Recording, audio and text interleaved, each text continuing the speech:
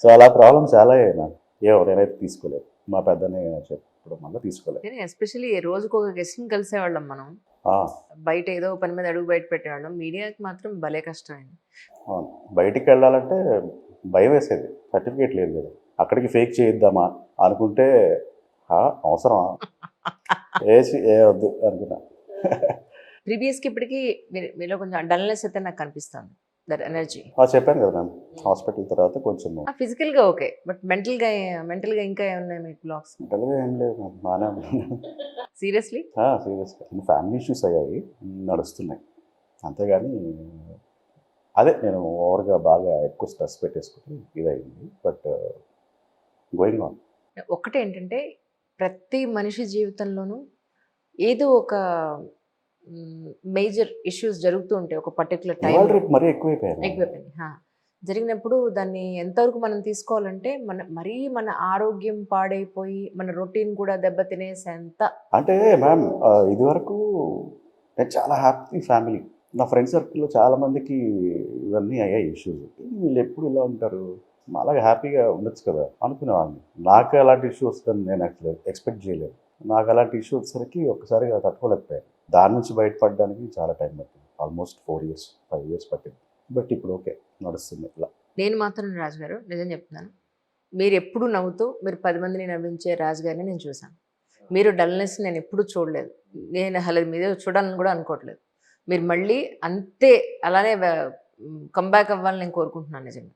Thank you ma'am, thank you so much. అయ్యాను అనుకుంటున్నాను నేను. అయ్యారు, బట్ కానీ అంటే నేను ఫ్రెండ్ని కదా, అవును. సో కొద్ది గొప్ప అది తెలుస్తుంది. ఫేస్లో బయట యాక్ట్ చేయగలం కానీ కెమెరాల ముందు ఫ్రెండ్స్ మీలాంటి వాళ్ళ దగ్గర అసలు యాక్ట్ చేయాలి, దొరికిపోతాం. అంటే ఎక్కువని కాదు, just it's matter of maybe 10-20% అంతే, నాట్ మచ్. 80% మీరు కంబ్యాక్ అయినా ఒక 10-20% నాకు కొంచెం డల్నెస్, కొంచెం చిన్న గ్యాప్ ఉన్నట్టు నాకు అనిపిస్తుంటుంది మ్యామ్. బట్ నేను కొంచెం ఇంకా ఇప్పుడిప్పుడే వస్తున్నాను మ్యామ్, బయటకు వచ్చాను, చేస్తున్నాను. కొన్ని ప్రాజెక్ట్స్ కూడా డిస్కషన్లో ఉన్నాయి.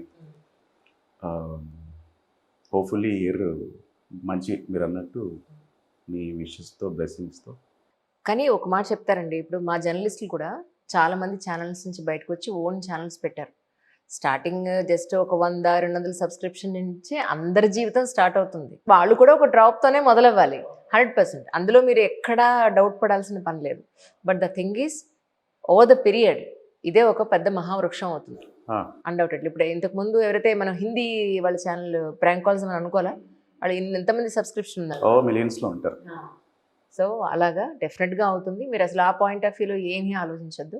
లేదు మ్యామ్, నేను అది స్టార్ట్ చేసేటప్పుడు కూడా చాలామంది ఎందుకు స్టార్ట్ చేస్తాం, అయిపోయింది కదా, అవుట్డేటెడ్. అవుట్డేటెడ్ ఏం లేదు, అది ఎవరి ఫ్యాషన్, అది యూనివర్సల్. అది సో చెప్పేవాళ్ళు 100 మంది 100 చెప్తారు మ్యామ్. మనుషులకి నవ్వుకోవడం అనేది చాలా అవసరం. సో నవ్వు అనేది యూనివర్సల్గా నెససరీ పాయింట్. అదే గాడ్స్ గ్రేస్, మన ఆడియన్స్ సపోర్ట్ వల్ల 3 weeksలో నా ఛానల్ మానిటైజేషన్ కూడా అయిపోయింది. 3 weeksలో అయిపోయింది, రెవెన్యూ స్టార్ట్ అయింది. మంచి కామెంట్స్, అందరికీ అంటే చాలా బాగా ఆదరిస్తున్నారు. ఓకే అనిపించింది. సో నేను కరెక్ట్గానే ట్రాక్లోనే ఉన్నాను. వేరే వాళ్ళ మాటలు విని నేను ఆగుంటే ఉండేది కాదు ఛానల్. True true. ఎందుకు చేస్తున్నావు పాత కంటెంట్, అవుట్డేటెడ్, ఆల్రెడీ అక్కడ చేసేసావు కదా రెడ్ ఎఫ్ఎంలో, మళ్ళీ అదేనా కొత్తగా ఏం చేయరా, కొత్తగా థింక్ చేయరా. కొత్తగా చేశాను, అది వర్కౌట్ కాలేదు. లేదు రాజు గారు, ఇప్పుడు మీరు ఈ స్ట్రీమ్ అసలు మీరు వదలాల్సిన పని లేదు. టు బి ఫ్రాంక్, మీరు ఏదైతే ఇప్పుడు చేస్తున్నారు ఈ ప్రాంక్ కాల్స్, ఆ స్ట్రీమ్ ఎప్పటికప్పుడు ఫ్రెష్గానే ఉంటుంది. దాని ఎప్పటికీ అది ఓల్డ్ అవ్వదు. నెవర్ ఎండింగ్ ప్యాషన్ అంటారు చూసారా, అలా ఉంటుంది. మంచి కామెంట్స్ వస్తాయి నాకు, మంచి కిక్ వస్తుంటాయి చూసినప్పుడు. చాలా టెన్షన్స్లో ఉన్నప్పుడు చాలా రిలాక్స్డ్గా ఉంటాయి మీ వీడియోస్ చూసినప్పుడు. నవ్వి చచ్చిపోతే హూజ్ రెస్పాన్సిబిలిటీ. ఇప్పుడు మీ వీడియోస్ని పక్కన ప్లే చేస్తూ ఓన్లీ అవతరాలు ఓన్లీ మిమ్మల్ని సజెస్ట్ చేస్తున్నారు, వాళ్ళ ఎక్స్ప్రెషన్ ఒకటే ఇచ్చి పెడుతున్నారు. ఆ వీడియోలు కూడా బాగా వెళ్తున్నాయి, వాళ్ళే మిలియన్స్ వెళ్తున్నాయి. అదే అంటున్నాను. Giving more opportunities some other people also కదా. ఇంకేం కావాలి, ఇంకా అంతకుమించి ప్రూవ్ చేసుకోవాల్సింది ఏం లేదు. నాకు నోటిఫికేషన్ వస్తుంది కదా, నేను చూస్తా వాళ్ళ ప్రొఫైల్లోకి వెళ్ళి. ఈ వీడియో మిలియన్స్లో ఉంటున్నాయి. వాళ్ళ వీడియోస్ మినిమం 10,000 20,000. అవును, అవన్నీ అంత పెద్ద వెళ్ళుండవు ప్రీవియస్వి. ఇది మాత్రం మామూలుగా బాగుంది, నాకు మంచిగా అనిపిస్తుంది. కొన్నేళ్ల పాటు జాబ్ చేశారు, ఇప్పుడు ఓన్గా చేస్తున్నారు. ఫ్రెండ్స్ సపోర్ట్ ఎంత ఉన్నా, ఫ్యామిలీ సపోర్ట్ ఎంత ఉన్నా, ఫ్యామిలీ నడిపించే మనకి ఎవరైతే ఉంటారో వాళ్ళకి ఫైనాన్షియల్ సపోర్ట్ లేదా మనకి ఎంత ఉంది, ఎవ్రీ మంత్ ఎక్స్పెండిచర్ ఏంటి, మనం ఇలా ఎంతకాలం సస్టైన్ అవ్వగలం, ఇవన్నీ క్వశ్చన్స్ మనకు ఉంటాయి కదా. How strong you are financially అంటే ఏం చెప్తారు? ఫినాన్షియల్‌గానా? యాక్చువల్‌గా నాకు ఒక పెద్ద బ్యాడ్ హ్యాబిట్ ఏంటంటే సేవింగ్స్ అనేది నాకు మైండ్‌లో ఎప్పుడు ఉండింది. బా ఆ! సో, నేను వచ్చేసాక కొంచెం కంపెనీ నుంచి వచ్చే gratuity, full and final settlement ఇవి కొద్ది రోజులు నడిపించాయి. తర్వాత మళ్ళీ నేను అయ్యాను. తర్వాత అనిపించింది సేవింగ్స్ పెట్టుకోవాలి అని. సో, దానివల్ల కొంచెం స్ట్రగుల్ అయ్యాను. బేసిక్‌గా నా మైండ్ సెట్ ఏంటంటే నా దగ్గర ఒక 100 ఉంటే ఎవరికైనా ఏదైనా అవసరం అయితే ఇంకొక ₹100 బయట ఎవరినైనా అడిగి యాడ్ చేసి మరీ ఇచ్చేస్తారు. చేసే అలవాటు. ఇంకోటి తెలుసా, ఆయన పార్టీ ఇస్తే ఇక ముందు వెనకాతలు చూడరు. నాకు తెలుసా ఆ విషయం, ఎలా తెలిసినా? తెలుసు నాకు. ఈ సీక్రెట్‌లన్నీ ఎలా తెలుస్తాయి? ఈ యూజువల్‌గా అంటే మేము కలిసినప్పుడు పార్టీ చేసుకున్నప్పుడు ఒక 20,000, 25,000, 30,000 వరకు బిల్ అయ్యేది. అలాంటి స్టేజ్ నుంచి నేను ఫ్రెండ్స్‌కి ఫోన్ చేసి 500, 1000 అడిగే పరిస్థితి వచ్చింది. కొంతమంది ఫోన్లు కూడా లిఫ్ట్ చేయడం మానేశారు. మనం పిలిచినప్పుడు వచ్చి వాళ్ళు అన్నీ తిని చేసి వెళ్తారు కానీ ఎంత దారుణంగా. ఆ!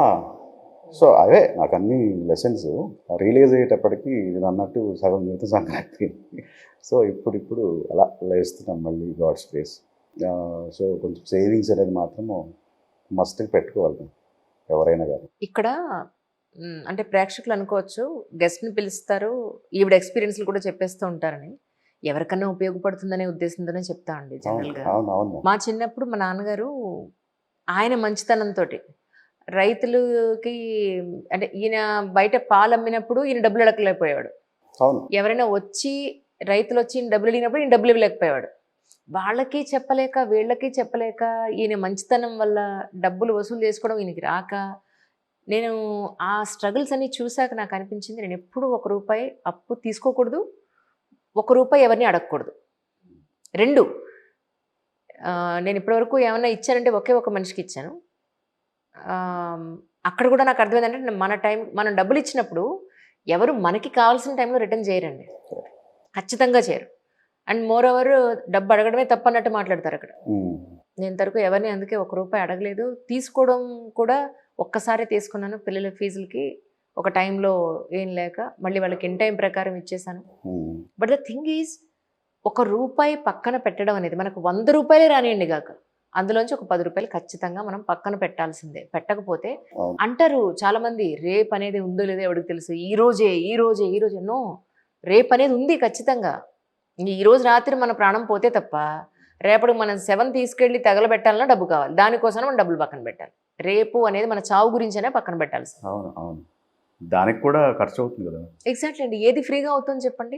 గ్రేవ్ వరకు మనల్ని తీసుకెళ్లాలన్నా కూడా ఖర్చే. మనం పూడ్చిపెట్టాలన్నా కాల్చాలన్నా కూడా ఖచ్చితంగా డబ్బులు కావాల్సిందే. నలుగురు అండ్ మనుషులు. కొంతమంది ఫ్రెండ్స్ ఉన్నారు మ్యామ్. సో, అలాంటి వాళ్ళతో కొంచెం కేర్ఫుల్గా ఉండాలి. సో, ఇది నా పర్సనల్ ఎక్స్పీరియన్స్. నా పక్కనే ఉంటూ ఈవెంట్స్ చేద్దామని చెప్పి కలిసి తిరిగాను 1 ఇయర్. తెలియకుండా నాకు 2 lakhs పెట్టాడు. అది కూడా నా కంపెనీ నుంచి వచ్చిన అమౌంట్. నాది అకౌంట్ ప్రాబ్లం ఉందని చెప్పి వాడి అకౌంట్లో వేసాను. 5 lakhs వేస్తే 3 lakhs వరకు ఇచ్చాడు. 2 lakhs నాకు ఎలా అప్పటి నుంచి ఫోన్ ఎత్తట్లేదు. కానీ మనిషి నైజం ఎక్కడ తెలుస్తుందంటే అండి, మా అమ్మగారు వాళ్ళ నాన్నగారు చెప్తున్నారు, అన్నపూర్ణరావు గారు, ఇప్పటికీ ఆయన నేను మర్చిపోలేను. చిన్నప్పుడు పెద్దవాళ్ళు ఆ పెద్దవాళ్ళు హాలిడేస్ వచ్చినప్పుడు వచ్చి వెళ్తూ ఉంటారు కదా, సండేస్ సాటర్డేస్ వచ్చినప్పుడు. ఆయన టీచర్ బేసిక్గా, అమ్మ వల్లి అమ్మ కూర్చో తల్లి అని కూర్చోబెట్టి 5th క్లాస్లోనే మనిషిని ఎప్పుడు గుర్తించగలమో తెలుసా? ₹1 దగ్గరే. అదే అవును మ్యామ్, 100%.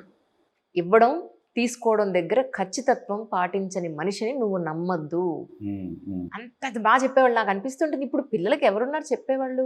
ఇప్పుడు అస్సలు అంతా మొత్తం ఎవరు లేరు. పెద్దాళ్ళని భరించేంత శక్తి వీళ్ళకి లేదు, పెద్దాళ్ళు చెప్పే మాట వినే శక్తి వీళ్ళకి లేదు.